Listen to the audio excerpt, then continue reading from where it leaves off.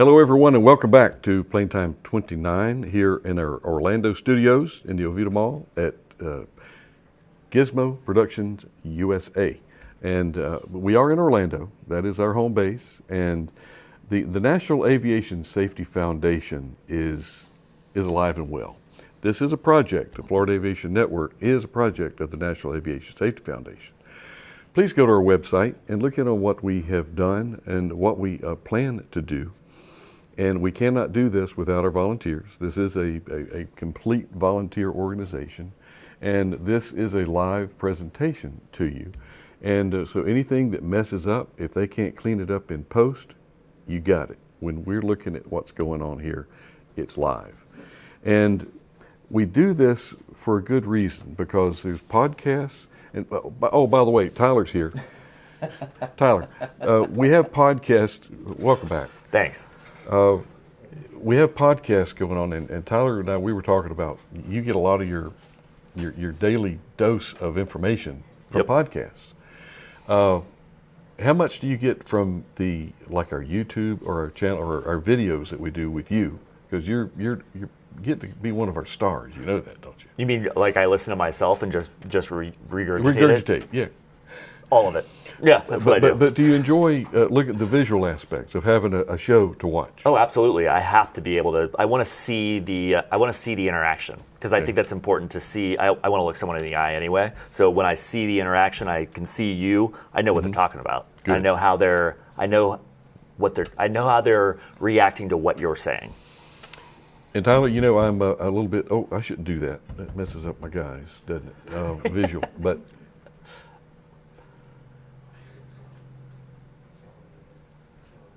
Oh, I'm sorry. Was I not saying anything?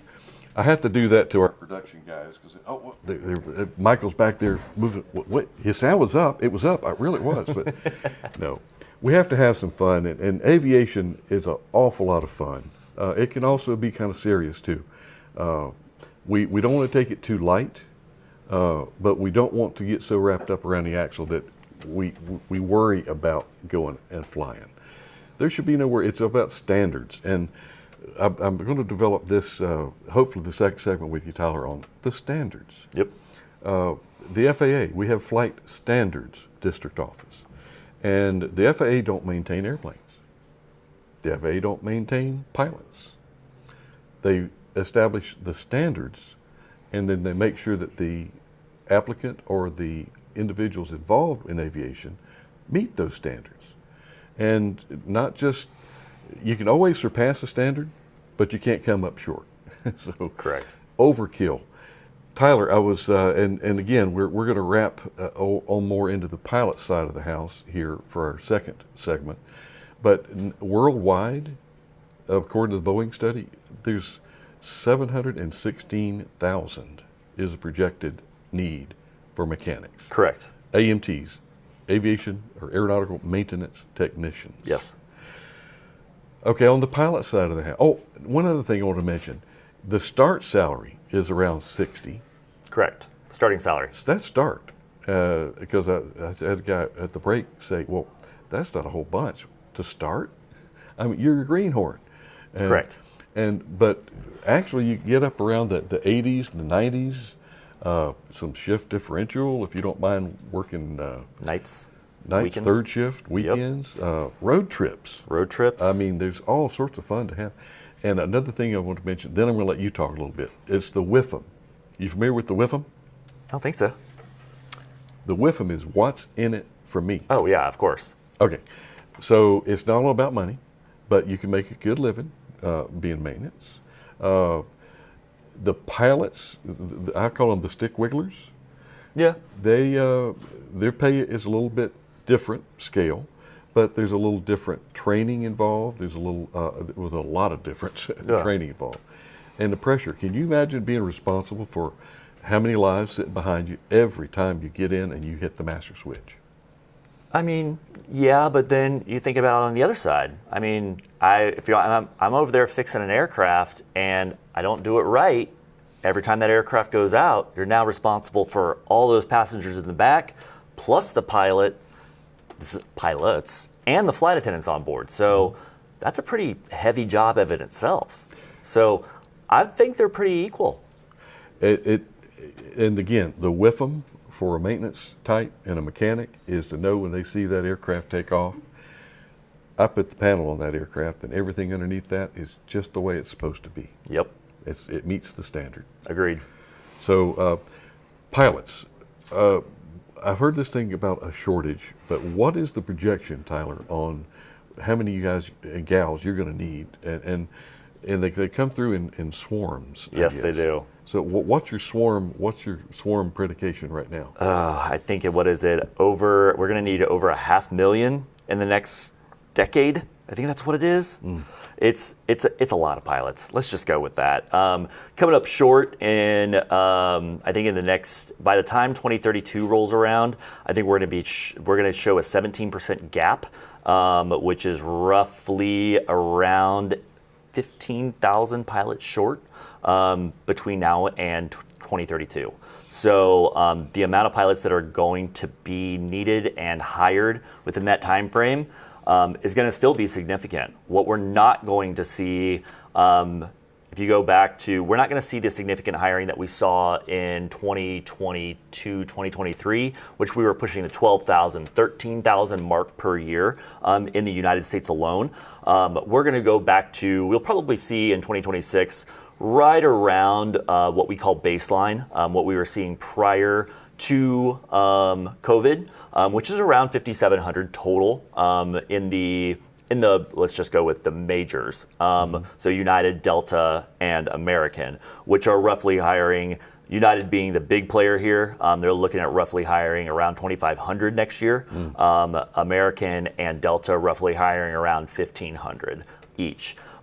With the others that's playing with anywhere between 1,000 and another 1,500. And those are just majors. The regionals are very specific. So once the majors start hiring, which means it's going to take away from the regionals, which then all just flows downhill. So I'm projecting, for Piedmont, we're going to be, right now I'm projecting right around 20 pilots per month. So you're looking at another 240 pilots for 2026. However, depends on attrition, right? I can project all day long, but if my attrition goes up, that just means more pilots down the road. So as these pilots move through the flow, and as these pilots are picked up around the flow, we'll continue to hire up. Same way it works. Wow. In pay scale wise, and I know that the WIFM is not all about money, but you can make a comfortable living being a professional pilot. We can. The majors, a little bit more than the regionals. However, a little bit. It's equalizing. It's equalizing first year pay. I will say that. Yeah. You're looking at, for a first year UFO, you're looking at around $100,000 a year, and that's pretty significant for a first year UFO. And that's without right now, no one's really offering any sign-on bonuses unless you're with the cadet program, and that is something completely separate. However, a first year UFO making $100,000 a year versus, sorry, I'm going to age myself here again, but back in my day, it was around $17,000 a year. So there's a stark difference between the two. 2006 to 2026, $100,000 a year or plus. That's significant. And Tyler, I remember, again, aging ourselves. Yeah. I remember the day that they would come out of, I worked for Comair Aviation Academy for a while. They were lucky to get a job for $18,000 a year coming out after getting their pilots ratings. And you can, that's tough to survive on that. And I don't know. You have to get creative, but I don't want to worry about the sleep and the rest cycle for my crew up there in the front office, in the pointy end. And I don't worry about my mechanics. I don't want to worry about them, getting enough sleep and so forth. So you're going to be able to make a good living, but the harder you work at it, the more reward there will be if you're dedicated and professional. I guess that's the takeaway I get from Piedmont and your culture. Tell us a little bit about your cadet program. Cadet programs, they've become the backbone of Piedmont. We have seen time and time again that the cadet programs have paid off tenfold. During COVID, Piedmont was one that was fairly lucky. We had worked out a deal with our union to take half lines and not furlough, which was great for us. And when the travel started roaring back very quickly, we were able to pick up flying very quickly. And then on top of that, they wanted us to pick up more flying when the other regionals could not do that just because of how many pilots they had either just let furlough or they just were not prepared for training. We were able to pull from our cadet program almost immediately, put them through FO training, and get them on the line, which that obviously proved in itself that we were able to scale our hiring based on what was in our pipeline. And that has rang true ever since. What you're seeing right now in the industry and of our hiring in the last year, the vast majority of our FO hiring has been through our cadet program, and you will continue to see that. They take priority. They have committed to Piedmont early. They've interviewed. They have gone through our program, and they have basically, you get on with Piedmont as a cadet, you never have to interview the rest of your life if you don't want to. Meaning you can go to Piedmont as an FO, you can upgrade to captain, you can flow to American and never interview again. You can go your entire career if you really want to without ever interviewing again, with one time. All you got to do is keep your nose clean. That's it. Do a good job. Show up when you're supposed to. Don't show up when you're not supposed to. And the thing with, okay, Tyler, this is the key. This is the key. This is why we have you here. You interview a lot of folks that come into your program. We do. Or your department, your division. What do you look for in one of your candidates or somebody who is an applicant? And this is a pointed question because this is something that we try to pull up, and we talking to Obi before the show started up, and we're talking to our, by the way, thank you, Lily. Oh, Lily's not on camera 3. What happened to Lily? Oh man, you tossed me up. It's Leah is on camera 3 now. But that's okay. We were talking about being professional. Yep. And coming out and speak up, voice yourself, or when you have something to say. But when you're talking to someone, what are the key elements that you look for? And from right down to body language, it just depends on how comfortable they are or how uncomfortable they are. Or if it's just, do they have interview fright? Some people do. Some people have check-rightitis. Yes, they do. I know guys that they're great pilots, but you put them in the seat and start, going down a checklist, and they can't do it. They freeze. Yep. Okay, now that's a long end way to get back to what do you look for the culture, the aspects, the feeder, the seeds of what it takes to make your organization successful. So there's a lot of science to it when it comes right down to it. It is not just one person or one thing that makes a pilot. It is a combination of all these traits that we are looking for. And not everybody's going to have everything, but what I want to see is that you've made an effort. What I'm looking for in a cadet may not be what I'm looking for in a captain or a direct entry captain versus a first officer.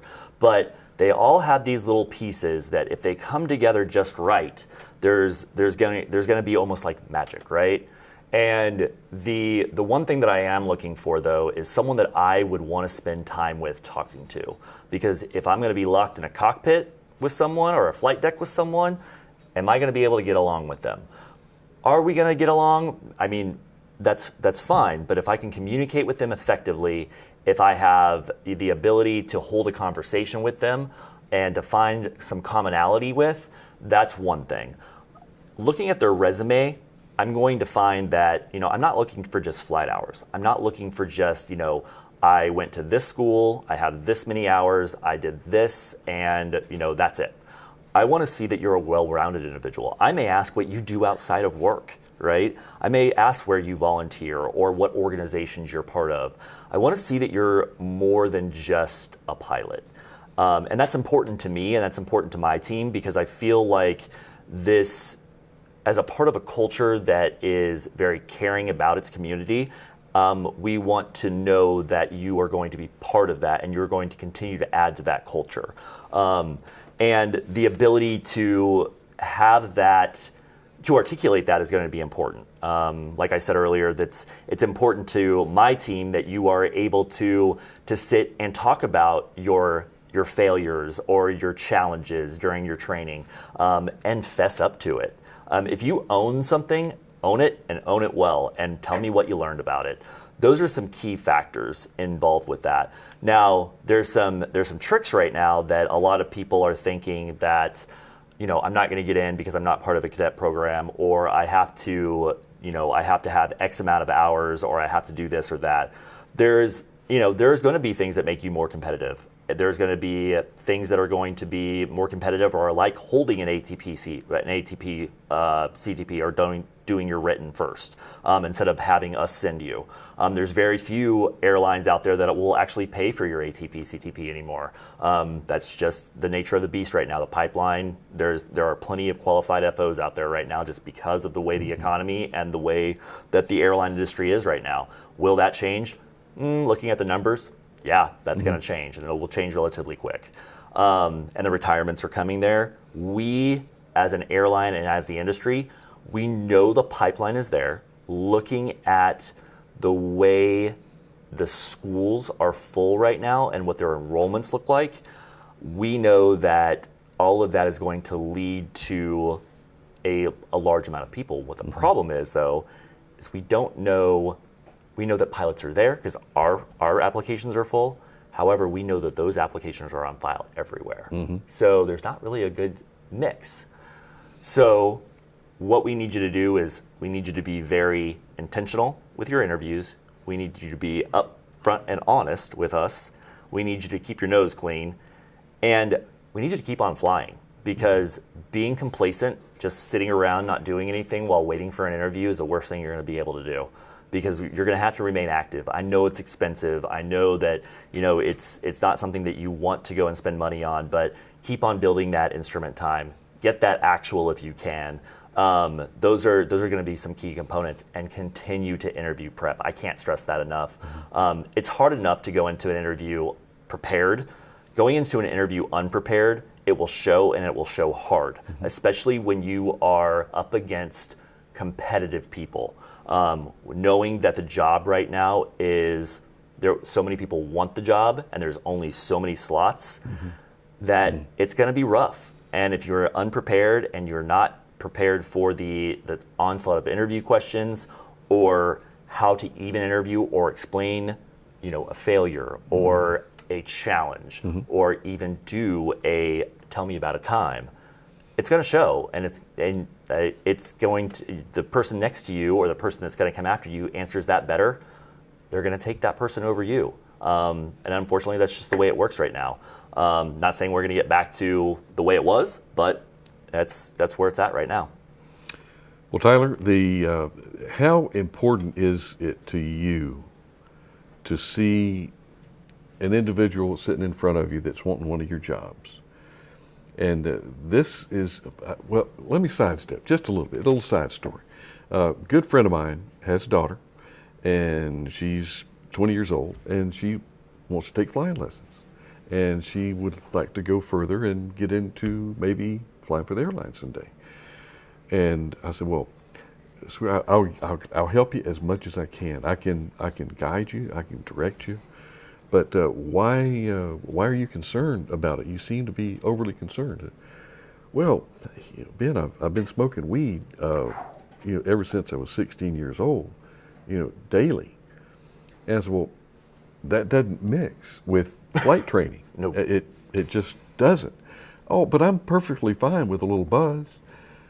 That might be so, but you're impaired. I don't care what it is. You're impaired. So you got to drop that. Just leave that off. Save it for your retirement, okay? You retire, you can do all the gummies, you can smoke all the weed you want, but Yep. That doesn't mix. Alcohol is, we don't have an alcohol problem anymore until you get caught. Exactly. And everybody has abused it a little bit. Of course, I haven't abused alcohol, but I know people who have, and it's not pretty. It does not mix with our industry. It doesn't. So being clear of mind. When you're talking to someone, can you smell a little bit of weed on their clothes, or when they come in, or can you tell what's wrong with this? Do they have a buzz? What's going on? If I have to question that, then there's a problem from the get-go. Mm-hmm. I will say that there's a misconception out there that if it's legal in your state, that it's okay. That is a misconception. It is not okay when it comes to the airline industry. Federal trumps state at all costs. So if you're going to get drug tested in the airline industry, and you will, and you have partaken in marijuana or any form of THC whatsoever, so even the Delta 9s and the Delta 8s and all these other formulations that's out there, especially in the state of Florida, mm-hmm. That's going to cause a problem. You're going to test positive, and we can't hire you. And it's a DOT drug test, and that is federal. And it will go on your record, and that becomes a problem for you later on in life. So just be very careful with what you're doing and understand the consequences before you go out and partake in that. Same with alcohol. We are all trained in reasonable suspicion, right? That's part of our drug testing program. And I need people to understand that how alcohol works and how drugs work. What we run into are people thinking that the 8 hours bottle to throttle or the 12 hours bottle to throttle means that is going to be clear of your system by that time. That is not how alcohol works. If you had a bender the night before and you drank yourself into oblivion, 12 hours may not have been enough. And if you come to work and you smell like alcohol and you get called for a test, that is a career ender right there. Mm-hmm. And if you have a problem though, and this is something that is near and dear to my heart. If you have a problem and you need help, your employer is there to help you. And that's why we have employer assistant programs. This is why we have our unions. This is why we have these programs that are there to offer these assistance. I'm not going to tell you that the airline industry is an easy industry to be in. It's not. It's stressful. It's hard. It can be daunting. And you're responsible for all people's lives. And it gets to people, especially when you don't have someone to talk to and you're afraid to talk to someone because it may ruin your ability to obtain a medical. There are so many different pieces and facets to this that we could have a whole segment on this about mental health and how all of this goes into play. But if you feel like you need help, you need to ask for help. Don't wait until you get caught, because by then it's too late. And I want to thank you for bringing up the bad aspects of what is a beautiful career. It is. But there's pluses and minuses for anything. I don't care what it is that you're doing. But the whole thing is getting a hold of these folks while they're young, impressionable, and not all of your habits have been fully developed yet, I hope, because you're going to learn, and you learn from someone who's been there before you. You really do. And that's why we're really going to be pushing a lot, we being primarily as a host for the Florida Aviation Network, mentorship, guidance, and resourcing.